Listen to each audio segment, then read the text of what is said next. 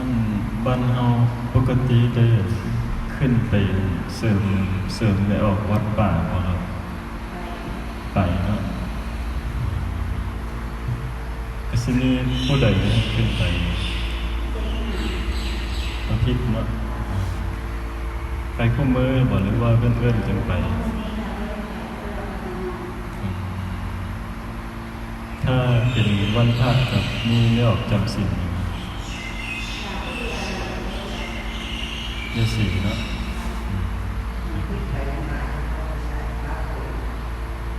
วิ่งมู่แล้วก็ลงมา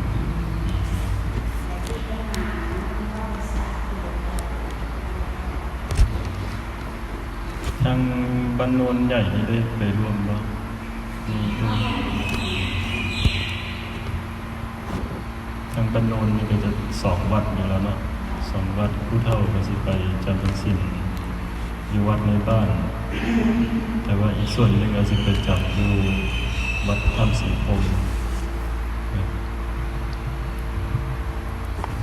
วันนี้ก็เป็นวันที่29เดือนกรกฎาคมพุทธศักราช2564วันนี้ก็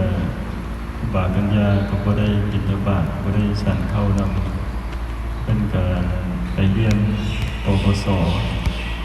ไปเรียนเพิ่มเรียนเอาความรู้เพิ่มเกี่ยวกับการบริหารจัดการกิจการของคณะสงฆ์ก็เป็นนโยบายของคณะสงฆ์อำเภอบึงคงหลงคือสิให้พระผู้บาอาจารย์ที่บวชเข้ามานะครับมีการเรียนมีการศึกษาความรู้เพิ่มเติมเกี่ยวกับวัดกับว่าเกี่ยวกับกฎหมายเกี่ยวกับระเบียบหรือว่าการบริหารจัดการต่างๆที่จำเป็นเกี่ยวกับวัดนั่นก็ว่าคันนั้นผู้ใดสิเป็นเจ้าวาดต่อไปสิมีการแต่งตั้งเจ้าอาวาสก็จะต้องเรียนปวสนะครับผู้ใดบ่ได้เรียนผู้ใดบ่จบบ่ได้นักธรรมตรีโทเอกแล้วก็บ่ได้ปวสเพิ่นก็บ่แต่งตั้งให้ก็บ่แต่งตั้งเป็นเจ้าวาดพรรษาสิได้แต่ว่าบ่ได้เรียนบ่มีวุฒิตัวนี้ก็ต้องได้ไปเรียนหลักสูตรปีหนึ่งก็จังสิได้สำหรับปีนี้ของจังหวัดบึงกาฬหรือว่าของอำเภอบึงคงหลงก็เริ่มเป็นปีแรกเพิ่นก็ส่งเสริมให้พระเนนไปเรียนนะครับก็มีทั้งเจ้าคณะอำเภอโซ่เจ้าคณะอำเภอโซ่พิสัย60กว่านะครับเดินก็ไปเรียนเจ้าคณะอำเภอพรเจริญไปเรียนลงสมัครเรียนเป็นว่าเรียนเป็นตัวอย่างให้กับพระหนุ่มพระน้อยครูบาอาจารย์หลวงพ่อหลวงตาท่านก็เลยโรงเรียนเป็นตัวอย่างเป็นหมู่แล้วก็เป็นกำลังใจนำเป็นว่าเพราะว่าเปิดปีแรกสิทางอำเภอเฮาก็ส่วนหลายก็จะมีแต่กองงานเลขานุการเจ้าคณะตำบลแต่ละเขตเพิ่นก็สิส่วนกันไปเรียนแล้วก็รักษาการเจ้าอาวาสเป็นบางรูปเพราะว่าเป็นรักษาการแล้วก็ต่อไปก็สิได้แต่งตั้งเป็นเจ้าอาวาสหรือว่าเจ้าอาวาสที่แต่งตั้งใหม่ก็ต้องได้ไปเรียนให้มีความรู้มีความเข้าใจในการบริหารจัดการเกี่ยวกับวัดทุกสิ่งทุกอย่างทั้งความเป็นอยู่ทั้งการดูแลวัดสถานที่ปฏิสังขรณ์เกี่ยวกับกฎหมายพระราชบัญญัติคณะสงฆ์เกี่ยวกับการดูแลพระภิกษุสามเณรนำกันเกี่ยวกับเรื่องของเอกสารที่สำคัญของวัดเกี่ยวกับบัญชีรายรับรายจ่าย ก็สิเกี่ยวไปเบิดนำวัดก็เลยจำเป็นที่ว่าผู้ที่จะเป็นเจ้าอาวาสหรือว่าเป็นผู้ดูแลวัดวาศาสนาหรือว่าสืบทอดต่อไปมีหน้าที่กับวัดกับวาต่อไปนั่นก็เลยให้ไปเรียนถ้าบ่ได้เรียนบ่ได้ผ่านตรงนี้มันก็สิบ่ได้เป็นเจ้าวาดอยากเป็นก็บ่ได้เป็นไทบ้านสิเอาเพิ่นก็บ่ตั้งให้เพราะว่าอำนาจในการแต่งตั้งเจ้าอาวาสก็อยู่ที่เจ้าคณะตำบลเสนอไปเจ้าคณะอำเภออนุมัติเจ้าคณะจังหวัดเส้นเป็นลายลักษณ์อักษรอันนี้ก็จำเป็นที่ว่าได้ไปเรียนไว้ก่อนในส่วนของการเรียนอันนี้พ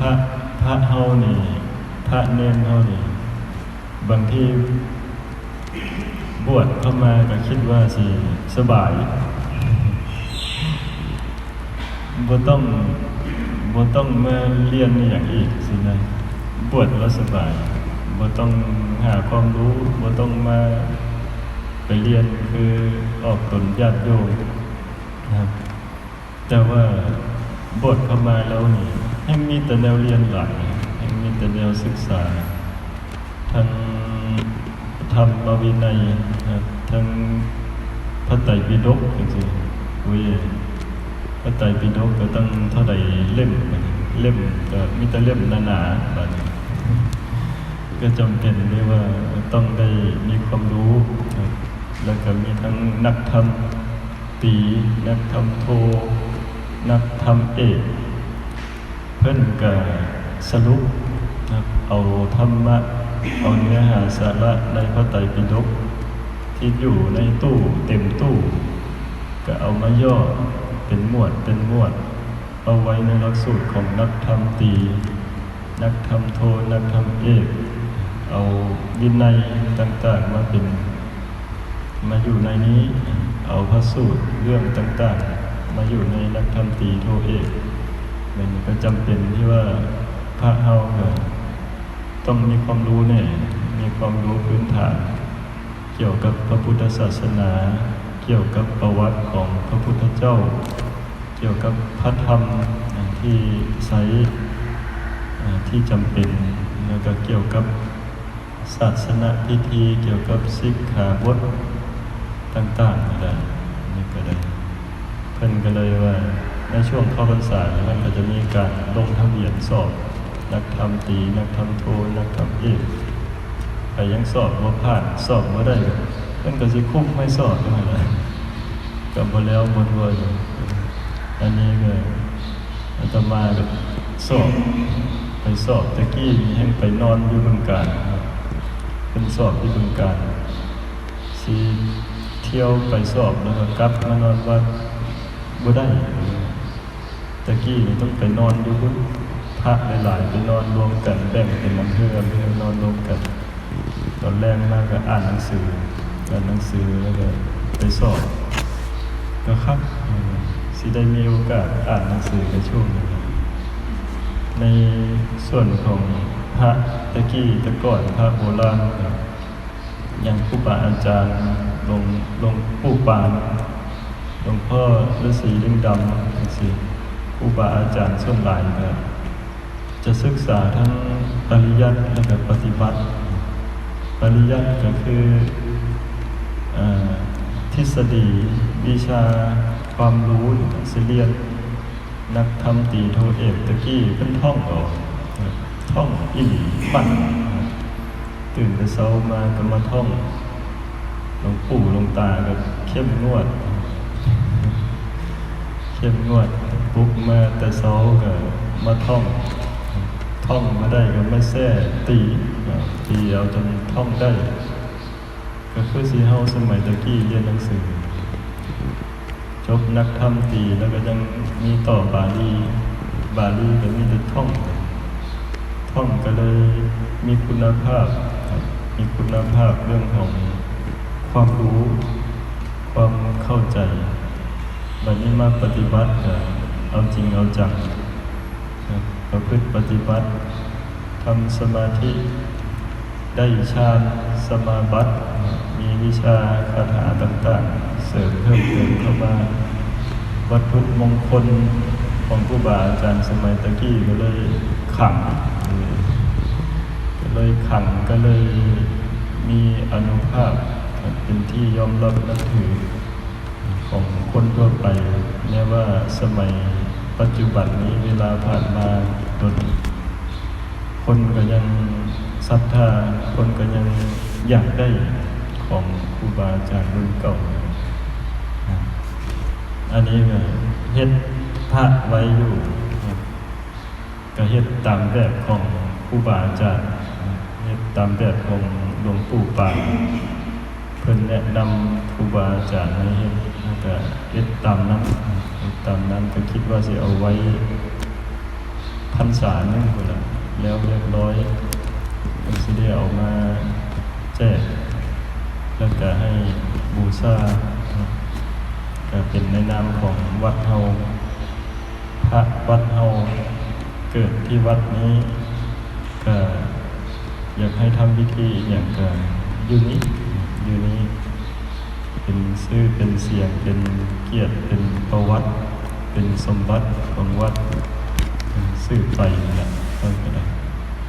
สำหรับมื้อนี้ก็อาสมนี้เราไว้ต่อไปตั้งใจรับพรเด้อ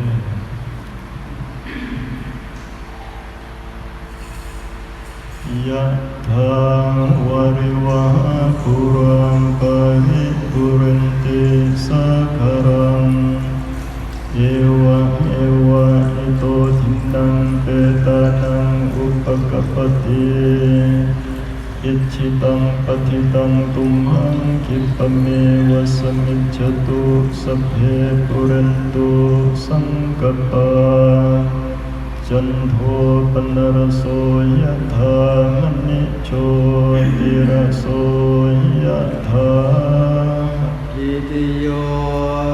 วิวัจจันตุสัมภโรโควินาศตุมาเตภวัตวันตรายโยสุขีทีคายุโกภวะอภิวาทนาสิริสนิจังวุฒาปัจจายโนจัตตารโอธรรมาวัฏันติอายุวันโนสุขังภาลังอายัญจะโคนทักขินาทินาสังฆังมิสุปฏิทิตาทิกาตังหิตายังสัทธานะโสอุปกัมปติโสยติธรรมโมจะอายังนิทัสสิโตเตตานะปุจจาจักตาอุลาภาลัญจะภิกขุนังมโนปฏินังตุมเมปุญญังปัสสุตังอนัปปกันติภวตุสัมภัมมังคลังรักขันตุสัมปเทวตาสัมภัมพุทธานุภาเวนัสสัทธาทิภวันตุเตภวัตุสัมภัมมังคลังรักขันตุสัมปเทวตา